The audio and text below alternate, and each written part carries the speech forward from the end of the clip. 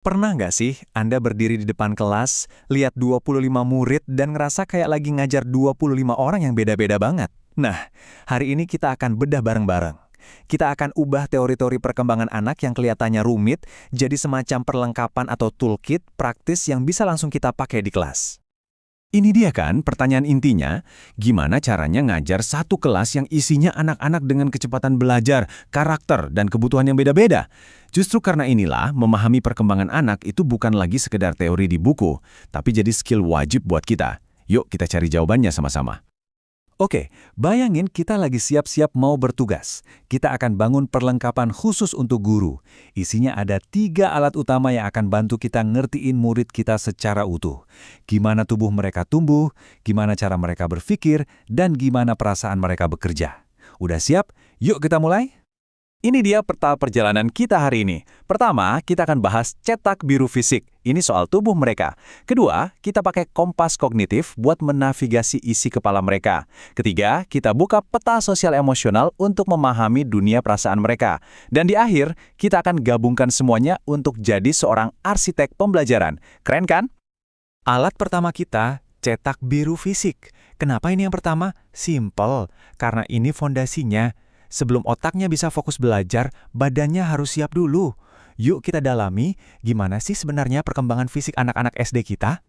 Soal perkembangan fisik, ada 2 pandangan besar nih. Di satu sisi, ada Gesell yang bilang semua itu soal kesiapan biologis. Kita nggak bisa maksa anak bisa nulis rapi kalau otot tangannya emang belum matang. Tapi di sisi lain, ada Thielen yang nunjukin kalau skill itu hasil interaksi. Gabungan antara kesiapan tubuh si anak, kemauan dia, dan lingkungan yang mendukung. Jadi kuncinya apa? Bukan pilih salah satu, tapi sadar kalau keduanya penting. Anak butuh siap, tapi kita juga perlu ciptakan lingkungan yang pas.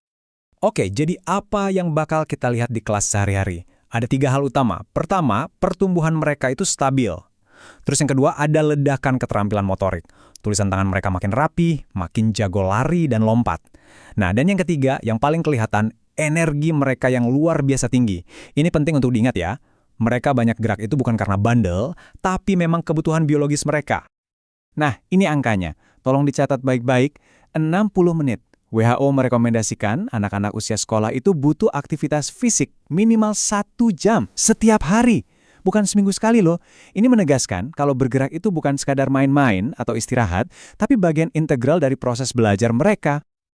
Baik, alat pertama beres. Sekarang kita masuk ke alat kedua. Kompas kognitif. Ini tugasnya buat bantu kita membaca isi kepala murid-murid kita. Gimana sih cara mereka berpikir? Gimana cara mereka memproses informasi? Ini mungkin bagian yang paling padat, tapi percayalah, ini penting banget. Kebanyakan murid kita itu ada di tahap yang disebut Piaget sebagai operasional konkret. Artinya apa sih? Gampangnya gini, mereka tuh udah jago banget mikir logis. Tapi ada syaratnya. Mereka baru bisa mikir logis kalau topiknya itu nyata, bisa dilihat, bisa dipegang. Mereka paham penjumlahan kalau pakai balok. Tapi kalau udah ngomongin konsep abstrak kayak keadilan atau variabel X, nah itu tantangan besar. Dan Piaget sendiri sebetulnya udah ngasih kita contekan terbaiknya lewat kutipan ini. Ini adalah inti dari semua strategi mengajar kita untuk anak usia SD. Kuncinya bukan cuma memberitahu mereka, tapi biarkan mereka melakukan. Biarkan mereka mengalami. Pengalaman langsung itu adalah gerbang utama menuju pemahaman mereka. Nah, slide ini contekan praktisnya buat di kelas. Coba lihat, prinsip reversibilitas. Sesimpel nanya, gimana caranya biar balik lagi ke awal, waktu lagi eksperimen. Itu ngelatih logika mereka banget. Atau yang paling sering kita lakukan, mulai dari benda nyata dulu, baru gambar, baru simbol. Itu prinsip konkret sebelum abstrak. Ini semua adalah cara kita membangun fondasi berpikir mereka, bata demi bata. Tapi, ceritanya nggak berhenti di Piaget. Ada tokoh besar lain, Vygotsky, yang ngasih kita kacamata berbeda. Kalau Piaget melihat anak itu kayak ilmuwan cilik yang nemuin pengetahuannya sendiri, Vygotsky melihat anak sebagai pembelajar sosial. Mereka belajar paling efektif justru saat berinteraksi, berdiskusi, dan bekerja sama dengan orang lain, entah itu guru atau teman. Dan ini dia konsep Vygotsky yang paling terkenal, zona perkembangan proksimal atau ZPD. Anggap aja ini adalah sweet spot dalam mengajar. Di mana itu? Bukan di area yang murid udah kuasai, tapi juga bukan di area yang terlalu susah buat mereka. ZPD adalah area sedikit di atas kemampuan mereka, di mana bimbingan dari kita bisa memberikan dampak paling besar. Disinilah keajaiban mengajar terjadi.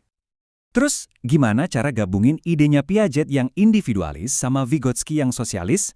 Nah, Brunner seolah-olah ngasih kita jembatannya.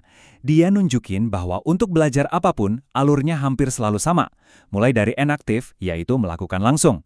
Lanjut ke ikonik, yaitu melihat dalam bentuk gambar. Dan terakhir, baru masuk ke simbolik, yaitu pakai simbol kayak angka atau huruf. Ini resep praktis buat nuntun anak dari yang konkret ke abstrak. Oke, fisik sudah, kognitif sudah. Sekarang kita ambil alat terakhir yang gak kalah penting, peta sosial emosional. Kita harus ingat, murid kita itu bukan cuma otak yang berjalan di atas dua kaki. Mereka adalah manusia utuh yang punya perasaan, punya kebutuhan untuk diterima, dan punya keinginan untuk merasa bisa. Yuk kita jelajahi dunianya. Menurut Erikson, anak-anak usia SD itu lagi ada di persimpangan jalan psikologis antara rasa mampu dan rasa minder. Sederhananya, mereka punya dorongan yang kuat banget untuk merasa jago dalam sesuatu, untuk merasa produktif. Setiap kali mereka berhasil menyelesaikan tugas, rasa mampu atau industri mereka tumbuh. Tapi sebaliknya, kalau mereka gagal terus-terusan, mereka bisa merasa rendah diri atau inferior. Dan jangan pernah lupakan kekuatan ini. Albert Bandura dengan teori belajar sosialnya mengingatkan kita satu hal yang sangat simpel, tapi dalam banget. Anak-anak itu belajar cara bersikap, cara merespons, cara berinteraksi dengan meniru orang dewasa di sekitar mereka. Dan kita, sebagai guru, adalah salah satu model terpenting dalam hidup mereka. Oke, sekarang kita sudah punya 3 alat canggih ini di tangan. Cetak biru fisik, kompas kognitif, dan peta sosial emosional. Terus gimana pakainya? Nah, disinilah peran kita naik level. Kita bukan lagi sekedar penyampai materi, tapi perancang pengalaman belajar. Ini dia rangkuman dari semua perlengkapan kita. Coba deh perhatikan gimana semuanya saling nyambung. Anak yang cukup bergerak, domain fisik, otaknya jadi lebih siap belajar domain kognitif. Dan saat mereka berhasil memahami sesuatu berkat bantuan kita di ZPD Kognitif, hati mereka jadi senang dan merasa mampu, domain sosial emosional. Semuanya itu satu paket yang utuh. Jadi pesan utamanya adalah ini. Dengan semua pemahaman tadi, peran kita itu berubah. Kita bukan lagi cuma seorang instruktur yang tugasnya mentransfer informasi. Kita adalah seorang arsitek. Arsitek yang merancang sebuah lingkungan, sebuah pengalaman, di mana setiap anak bisa bertumbuh dan belajar dengan cara terbaiknya masing-masing.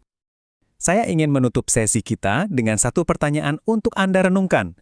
Dari ketiga alat di perlengkapan kita tadi, cetak biru fisik, kompas kognitif, dan peta sosial emosional, alat mana yang paling terasa klik buat Anda saat ini? Alat mana yang ingin Anda coba terapkan, mungkin bahkan besok pagi di kelas Anda?